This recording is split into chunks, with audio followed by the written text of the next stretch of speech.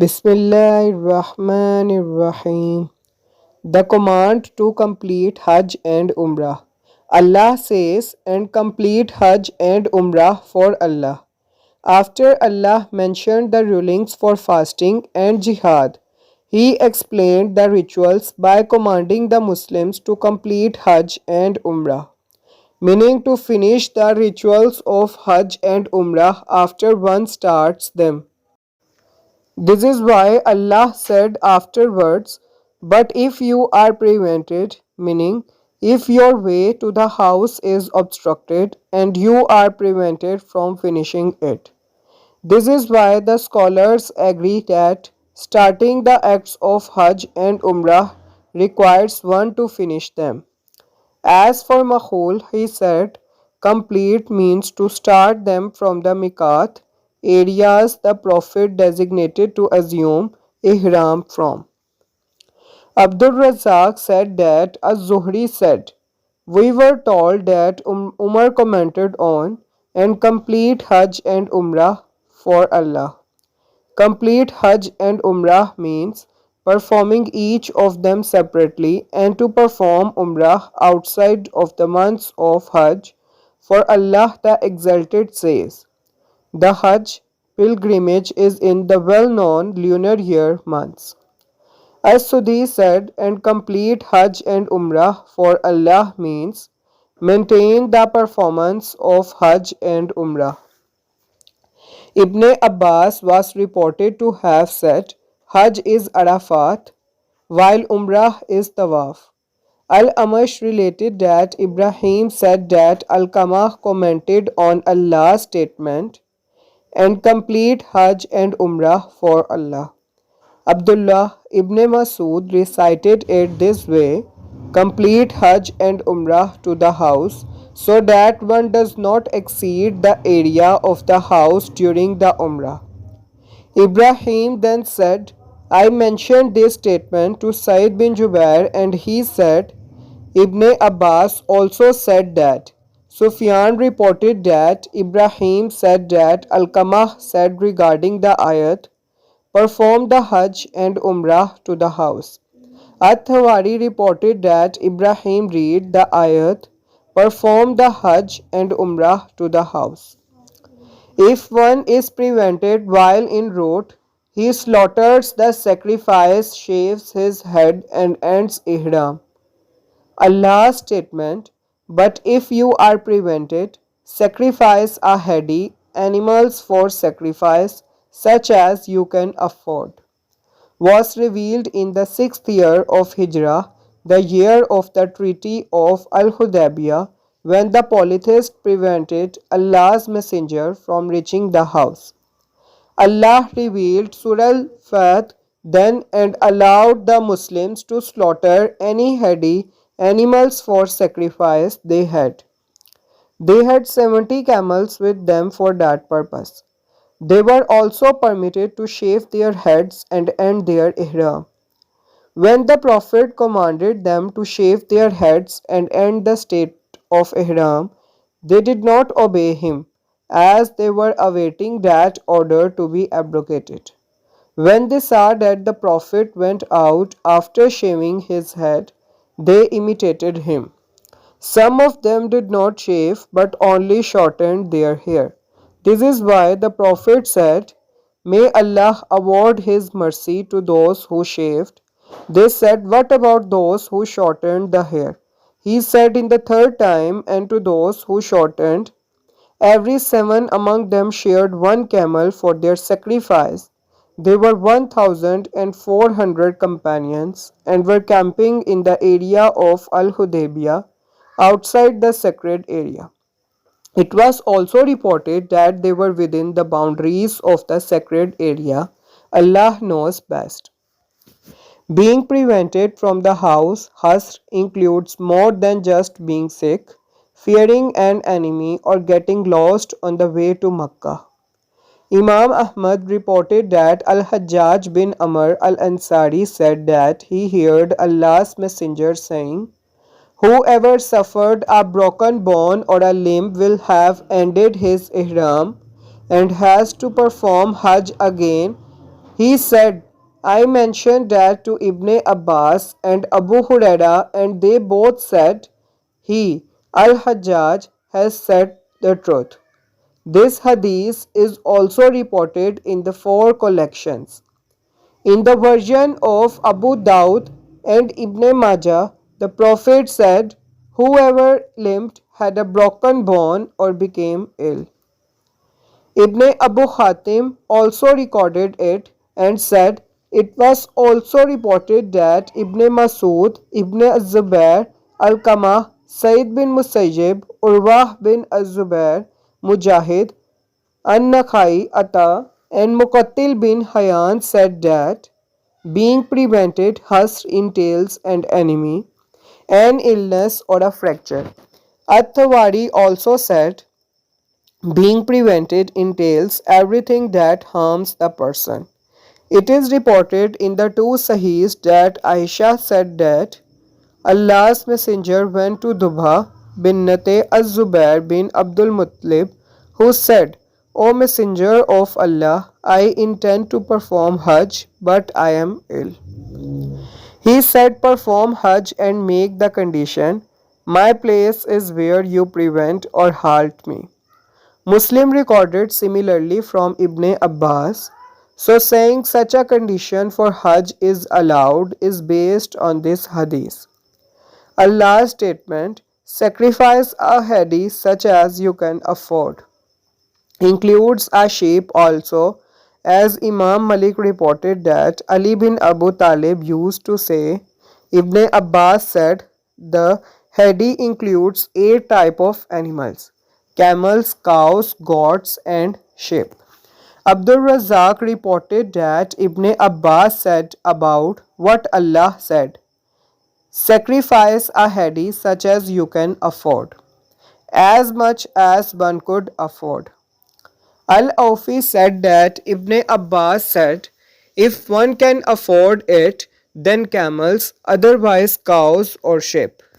Hisham bin Urwa quoted his father, sacrifice a hadi animal, sheep, cow, or a camel, such as you can afford, depending on the price. The proof that sacrificing only a sheep is allowed in the case of being prevented from continuing the rites is that Allah has required sacrificing what is available as a hadi, and the hadi is any type of cattle, be it camels, cows, or sheep. This is the opinion of Ibn Abbas, the cousin of Allah's Messenger and the scholar of Tafsir. It is reported in the two Sahihs that Aisha, the mother of the believers, said, The Prophet once offered some sheep as hadi. Allah's statement, and do not shave your heads until the hadi reaches the place of sacrifice, is a continuation of his statement, and complete the Hajj and Umrah for Allah, and is not dependent upon, but if you are prevented, then sacrifice a hadi, as Ibn Jarir has erroneously claimed. When the Prophet and his companions were prevented from entering the sacred house during the Al-Hudaybiyah year by the polytheists from the Quraysh, they shaved their heads and sacrificed their hadi outside the Haram sacred area. In normal circumstances, and when one can safely reach the house, he is not allowed to shave his head until, and do not shave your heads until the hadi reaches the place of sacrifice, and then he ends the rituals of Hajj or Umrah, or both if he had assumed ihram for both. It is recorded in the two Sahihs that Hafsa said, O Allah's Messenger, what is wrong with the people? They have finished their ihram for Umrah, but you have not. The Prophet said, I matted my hair and I have garlanded my hadi, animals for sacrifice, so I will not finish my ihram till I offer the sacrifice. Whoever shaved his head during ihram will have to pay the fidyah. Allah said, and whosoever of you is ill or has an ailment on his scalp, necessitating shaving, he must pay a fidya. Al-Bukhari reported that Abdurrahman bin Asbahani said that he heard Abdullah bin Makil saying that he sat with the Ka'b bin Ujrah in the mosque of Kufa in Iraq. He then asked him about the fidya of the fasting. Ka'b said, "This was revealed concerning my case especially, but it is also for you in general. I was carried to Allah's Messenger, and the lice were falling in great numbers on my face. The Prophet said, I never thought that your ailment or struggle had reached to such an extent as I see. Can you afford a sheep for sacrifice? I replied in the negative. He then said, fast for 3 days or feed 6 poor persons, each with half a sa of food. One sa is equal to 3 kilograms approximately, and shave your head. So this is a general judgment derived from a specific case. Imam Ahmad recorded that Ka'b bin Ujrah said, Allah's messenger came by while I was igniting the fire under a plot, and while the lice were falling down my head or my eyelids. He said, do these lice in your head bother you? I said yes. He said, shave it, then fast 3 days or feed 6 poor people or sacrifice an animal. Ayub, one of the narrators of the hadith, commented, I do not know which alternative was stated first. The wording of the Qur'an begins with the easiest, then the more difficult options. Pay a fidya of fasting 3 days, feeding 6 poor persons, or sacrificing an animal. Meanwhile, the Prophet advised Ka'b with the more rewarding option first. That is, sacrificing a sheep, then feeding 6 poor persons, then fasting 3 days. Each text is suitable in its place and context. All the thanks and praises are due to Allah. Tamatu during Hajj. Allah said, then if you are in safety, and whosoever performs the Umrah in the months of Hajj, before performing the Hajj, he must slaughter a hadi such as he can afford. That is when you are able to complete the rites. So whoever among you connects his Umrah with Hajj, having the same ihram for both, or first assuming ihram for Umrah and then assuming ihram for Hajj, when finished the Umrah. This is the more specific type of tamatu which is well known among the discussion of the scholars, whereas in general there are two types of tamatu.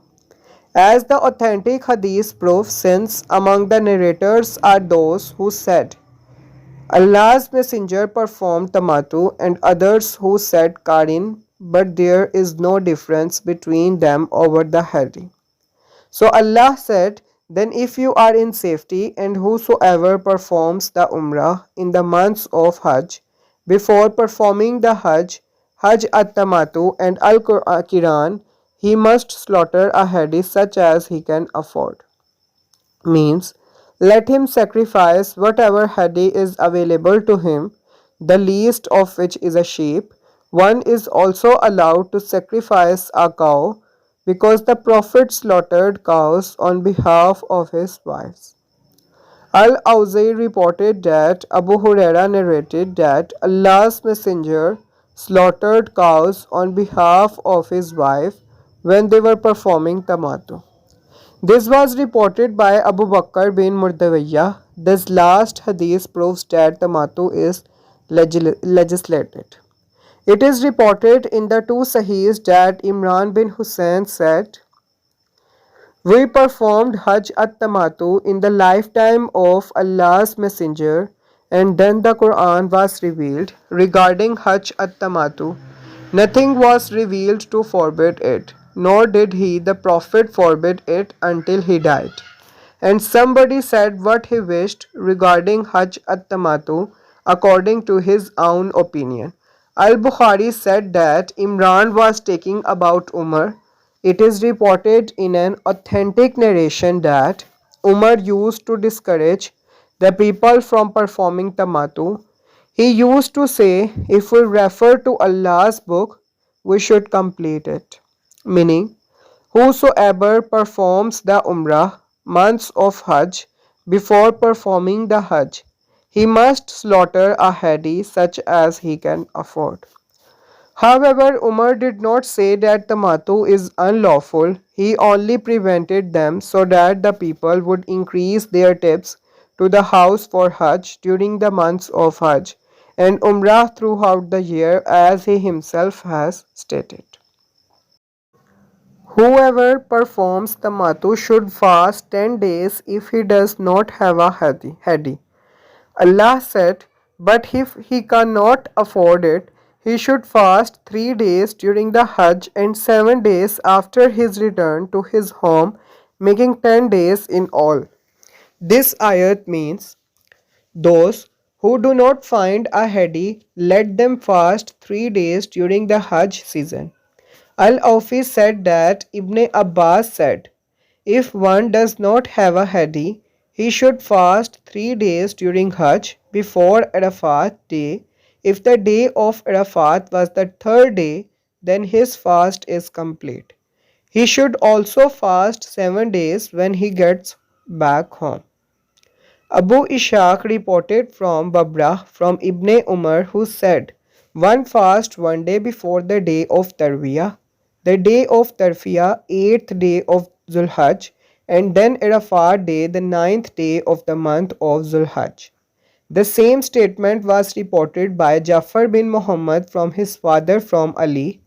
If one did not fast these 3 days, or at least some of them before one day, the 10th day of Zulhajj, he is allowed to fast during the Tashriq days, 11, 12, and 13 day of Zulhajj. Al-Bukhari has reported that Aisha and Ibn Umar said, fasting the days of Tashriq was only allowed for those who did not find the hadi. Sufyan related that Jafar bin Muhammad narrated that his father said that Ali said, whoever did not fast the 3 days during the Hajj should fast them during the days of Tashriq. This is also the position taken by Ubayd bin Umair al-Hati, Ikrimah al-Hasan al-Basri and Urwah bin az-Zubair, referring to the general meaning of Allah's statement, fast 3 days during the Hajj. As for what Muslim reported that Qutaybah al-Hudali said that Allah's Messenger said, the days of Tashriq are days of eating and drinking and remembering Allah the Exalted. This narration is general in meaning, while what Aisha and Ibn Umar narrated is specific. Allah said, and 7 days after his return, there are two opinions regarding the meaning of this ayat. First, it means when you return to the camping areas, the second upon going back home.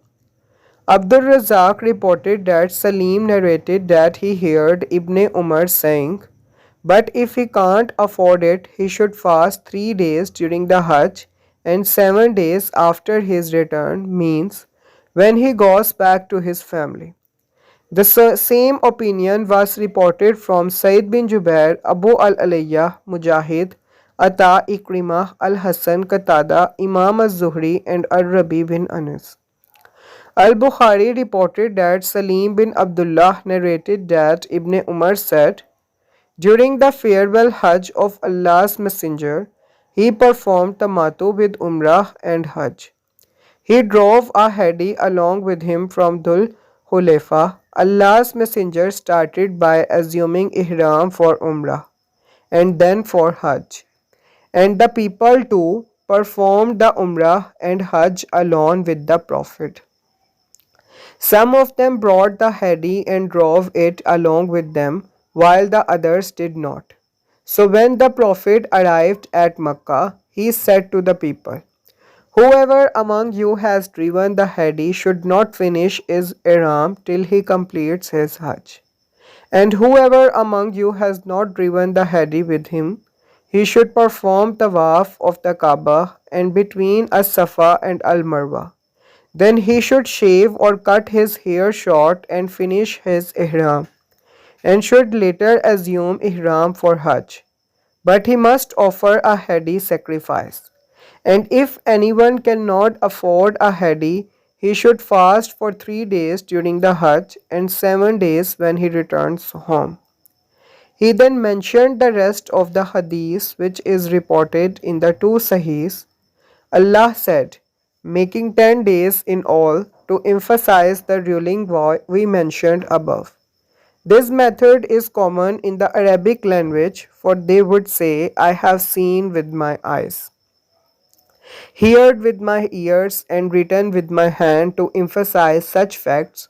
Similarly, Allah said, nor a bird that flies with its two wings, nor did you write any book whatsoever with your right hand. And we appointed for Musa 30 nights and added to the period 10 more, and if he completed the term appointed by his Lord of 40 nights. It was also said that the meaning of 10 days in all emphasizes the order to fast for 10 days, not less than that. The residents of Makkah do not perform tamatu. Allah said, this is for him whose family is not present as Al Masjid Al Haram, non resident of Makkah. This ayat concerns the residents of the area of the Haram, for they do not perform tamatu. Abdul Razak reported that the verse said, Tamatu is for the people, those whose families are not residing in the Haram area, Makkah, not for the residents of Makkah. Hence Allah's statement, this is for him whose family is not present at Al Masjid Al Haram, non-resident of Makkah. Abdul Razak then said, I was also told that Ibn Abbas and similar to Tawus. Allah said, and fear Allah, meaning in what He has commanded you and what He prohibited for you.